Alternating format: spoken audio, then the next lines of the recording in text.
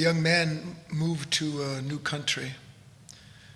And without going into the details, it means that something transpired and he was ready to do another kind of work from a new understanding about himself and the world that he had been in, that he was now leaving.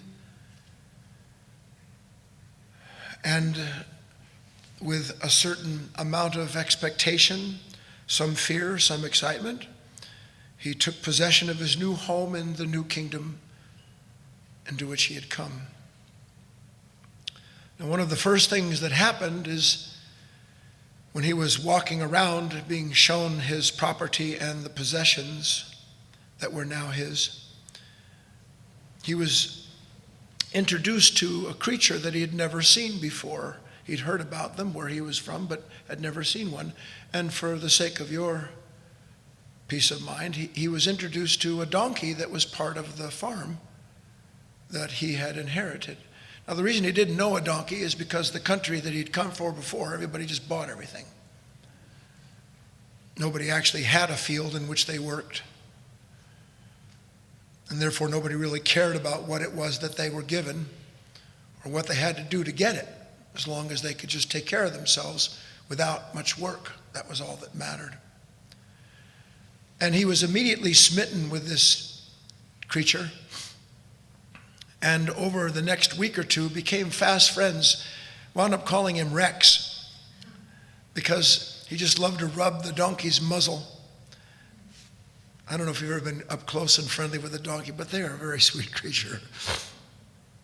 And he was just totally taken with this wonderful creature that he began to take out into the fields and do some work with, and all was pretty good, except maybe a couple weeks later, his neighbor noticed that he hadn't been out in the field with Rex.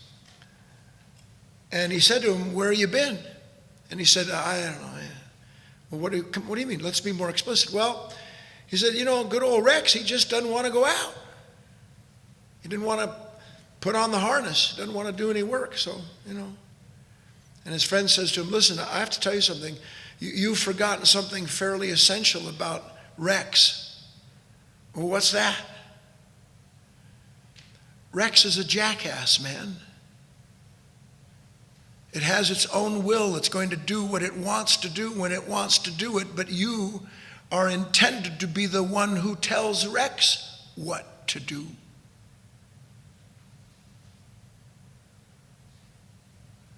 Now, I give you that little story so that you can understand a few very essential things that by and large, some of you are completely forgetting. Number one,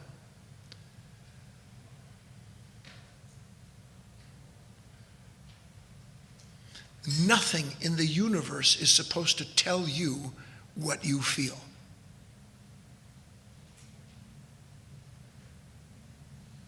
Number two, nothing inside of you that wants to deal with what you don't want to do and what you don't want to be has the power to deal with it. All it has the power to do is to leave that nature in the barn. Number three,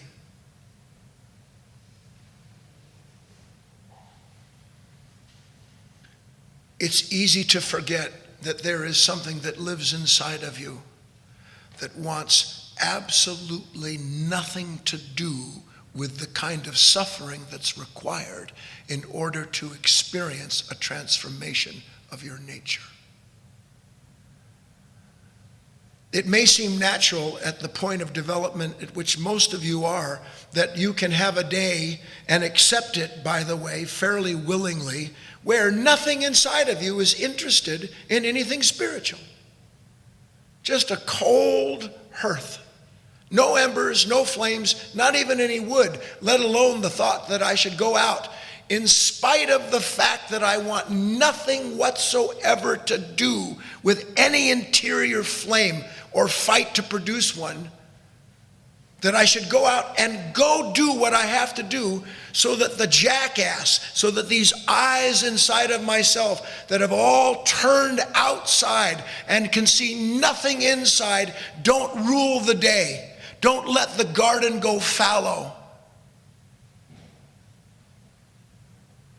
Because until you get to the point where you feel nothing but then are still willing to do everything it takes to bring yourself into the garden where you can do the work, you have not found the part of you capable of doing work yet. You are merely a follower of a certain attraction. And all attraction will fade.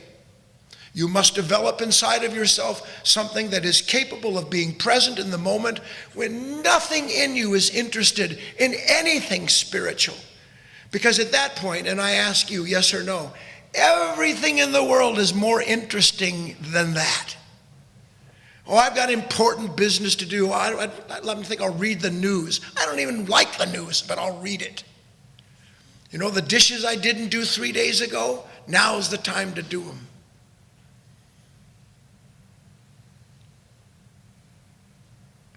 You have to meet the parts of you that don't want to do what is true for you.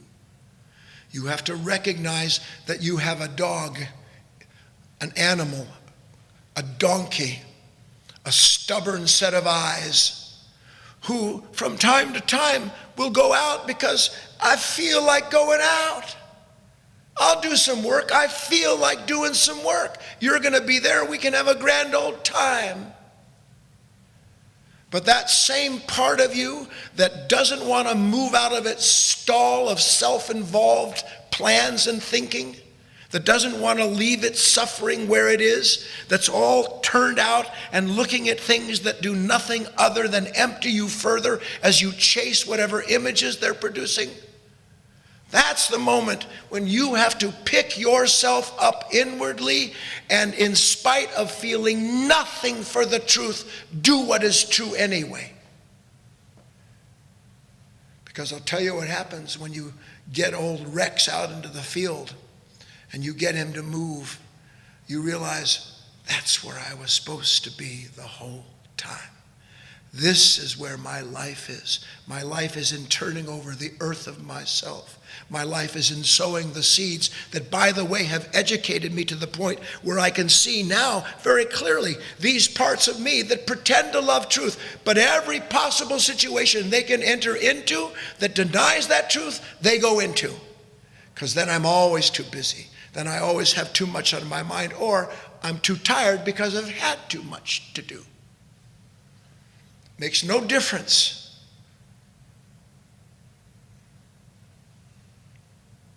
You go to sleep and forget that this nature that lives inside of you wants nothing whatsoever to do with, by the way, what it will often present to you in imagination as being the purpose of your existence. You can feel the goodness of that purpose, but the time comes when you must set down what you have imagined and enter into a direct relationship with this nature that doesn't want to work, that doesn't want to meet its own emptiness, its own selfishness, its own anger, whatever it may be. You must take that creature by the nose, not violently. You see, the creature has to follow. The creature has to follow. That's what you don't know. That self, that part of you that is apathetic, that is inert, that is busy with other things, you don't know that it is your authority over this interior beast to bring it into the field of your choosing rather than to let it exhaust you or to drag you into its field where you serve its needs and you get nothing out of what you do for it. I don't know how much clearer I can make this to you. You shall not let your own apathy or inertia lead you. You shall not let it tell you what you can do and what you cannot do. If nothing else, you must stand in the barn with it and not let it go to sleep even though you can't get it out into the field. That is the only way you will ever be gradually given authority over what presently has authority over you. Because the divine sees the man or the woman. Maybe I can't do a thing. I got nothing, dry, empty, horrible. But that doesn't mean the creature goes to sleep and has its dreams in the barn of my life. It means I stand in the barn with it. And I keep trying to shake it awake, and I keep trying to take it to do what I know is the right thing to do, not let it tell me that it can't, and therefore I'm wrong for bothering it or anything else like that. You are not tough enough with yourselves. You are not tough enough with yourselves. You accept too easily the feeling of I can't, or I don't, or I won't. Every last one of those sentiments belongs to a level of self that is dedicated to making circles, to reincarnating itself, and as it does, taking your energy down with it, so that gradually you have less and less ability to actually bring yourself into the field where freedom is found. Freedom is not something, and freedom is not a place that you imagine where you come to the end of work. Freedom is not the end of work. Freedom is the love of work. That's what freedom is. Understanding the rightness and the goodness of doing what is right and good. That's freedom. Not easy, but that's freedom. Because then you are always where you know you're supposed to be, doing what you know you're supposed to be doing in spite of the personal cost.